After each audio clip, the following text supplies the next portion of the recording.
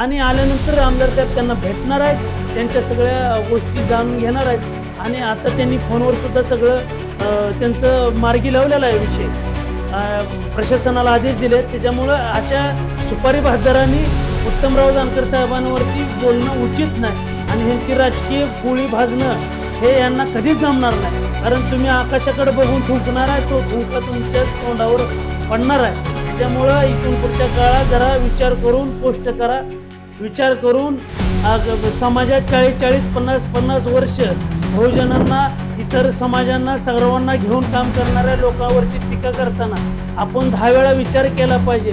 आज उठसूट कुणातरी सुपारी घेऊन कुणावर तरी टीका करणं हे काय समाजाला रुचणारं नसतं. त्यामुळं साठे तर शिकलेला माणूस. मला नमस्कार. काल झालेल्या चौंडेश्वरवाडी येथील दुर्दैवी घटनेचा पहिल्यांदा मी निषेध व्यक्त करतो.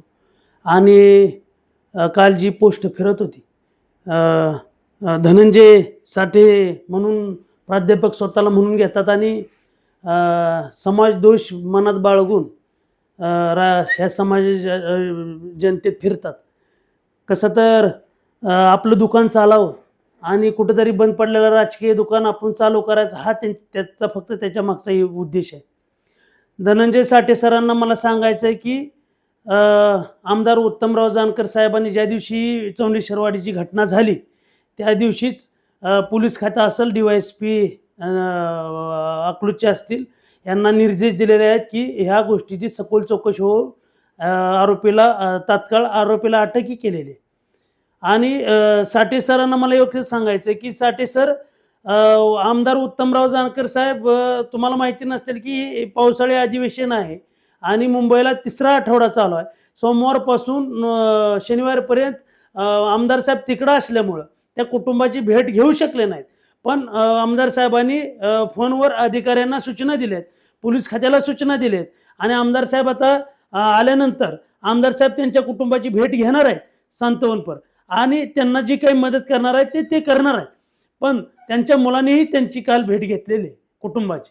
आणि वरचा आमचा एक पत्रकार आहे, तो सुद्धा म्हणतोय की मी वेळापूरला येऊन आमदाराच्या विरोधात आंदोलन करणार आहे.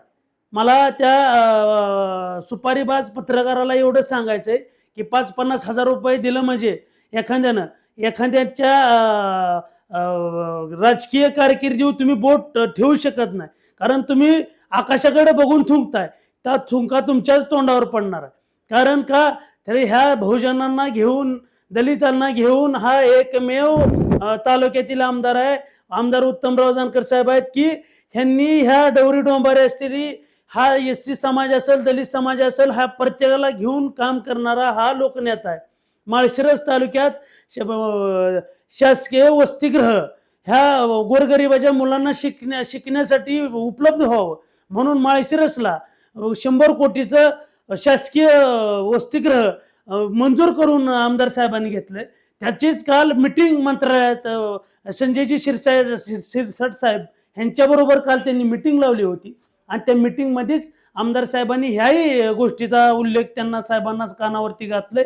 शिरसाट साहेबांनी त्याचेही आदेश इथल्या प्रशासनाला दिलेत की त्या कुटुंबाला जे काय आहे अन्याय जो झालाय त्याला कधीही आरोपीला कोणी पाठीशी घालणार नाही असे निर्देश शिरसाट साहेबांनी सुद्धा दिलेत. सगळे अधिकारी कामाला लागले आणि काय समाजकंटक असे उठतात आणि समाजात तेढ निर्माण करण्याचा जो प्रयत्न करतात ते प्रत्येक समाजाने असल्यांचा गुरखा फाडला पाहिजे. कारण हे लोक फक्त यांची राजकीय पोळी आपल्या खांद्यावर ठेवून हे भाजण्याचा प्रयत्न करतात. ह्यांनी फक्त त्या कुटुंबाच्या खांद्यावर बंदूक ठेवायची आणि आमदार उत्तमराव जानकर साहेबांवरती राजकीय काहीतरी निशाणा साधायचा हे लोकांना समजलेलं आहे. आता तसलं राहिलं नाही पहिल्यासारखं.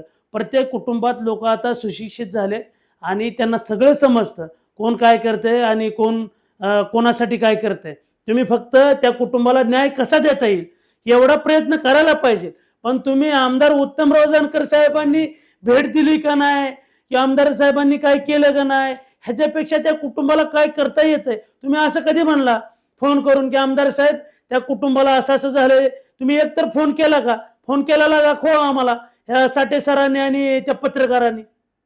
दुसरी लोक करतात, आमदार साहेब त्यांच्या टचमध्ये आहेत, त्यांच्यासाठी न्याय आमदार साहेब शेवटच्या टोकापर्यंत मागतात आणि आल्यानंतर आमदार साहेब त्यांना भेटणार आहेत, त्यांच्या सगळ्या गोष्टी जाणून घेणार आहेत आणि आता त्यांनी फोनवर सुद्धा सगळं त्यांचं मार्गी लावलेला आहे विषय. प्रशासनाला आदेश दिलेत. त्याच्यामुळं अशा सुपारी बहाद्दरांनी उत्तमराव जानकर साहेबांवरती बोलणं उचित नाही आणि ह्यांची राजकीय पोळी भाजणं हे यांना कधीच जमणार नाही. कारण तुम्ही आकाशाकडे बघून थुंकणार आहे, तो थुंका तुमच्या तोंडावर पडणार आहे.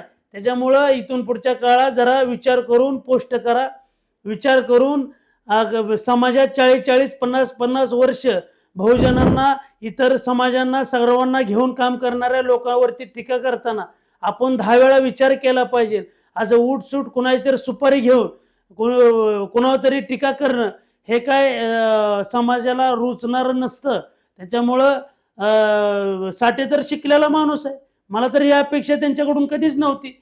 अहो साठे सर, तुम्हाला तुमच्याच गावात SC समाजाचं सरपंच पद असताना उघडेवाडीत तुम्हाला डेप्युटी सरपंच इतर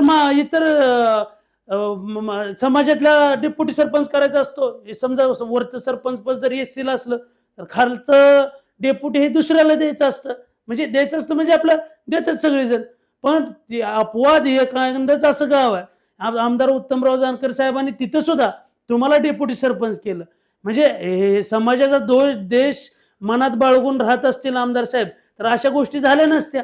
वेळापूरला डवरी डोंबारे असतील, विचारा जाऊन त्यांच्या कुटुंबातनी मग जानकर साहेब त्यांच्यासाठी काय करतात ते बघा. तिथला सरपंच रजनीश बनसोडे किती तळमळीनं ते ह्याच्यासाठी जानकर साहेबासाठी काम करतात. लिन सरतपे जिल्हा परिषद सदस्य आहेत, त्यांना विचारा जाऊन आमदार साहेब दलित समाजावर अन्याय करतात का, दलित समाजासाठी काहीच करत नाही. साठे सर असं नसतं, अशा वाच्यता करायच्या नसते, त्या कुणाची तरी सुपारी घेऊन कोणाचं तरी काही करायचं नसतं. त्याच्यामुळं आपण बोलताना आणि पोस्ट करताना विचार केला पाहिजे. आणि वेळापूरमधील महामानवाचे जे पुतळे आहेत त्याचं सुद्धा संगोपन आमदार साहेब चांगल्या प्रकारे करत आहेत.